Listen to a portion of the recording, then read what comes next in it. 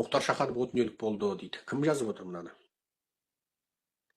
Мира Талапқанқызы дейді. Мұхтар Шаханов о дүниелік болды дейді. Енді ол кісі бізден ертерек бара тұрады екен, енді ана жаққа барғанда жағасына жармасам ғой.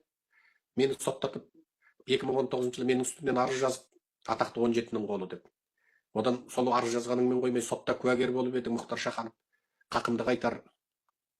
Мені соттан сотқа сүйрегені үшін, сотта куәгер болғаны үшін деп жағасына жармасам ғой. Енді ол дүниеге барғанда ол кісі өтірік алжып, білмегенсіп құтыла алмайды ғой. Періштелер шыңғыртып тұрып қақымды алып береді. Жақсы ақын, бірақ жақсы адам емес. Өлеңі керемет, бірақ ісі керемет емес. Шығарманы өте керемет жазады, ақындық талантын мойындаймын, бірақ табансыз, бүрсіз, арсыз. Болды, менің жауабым осы.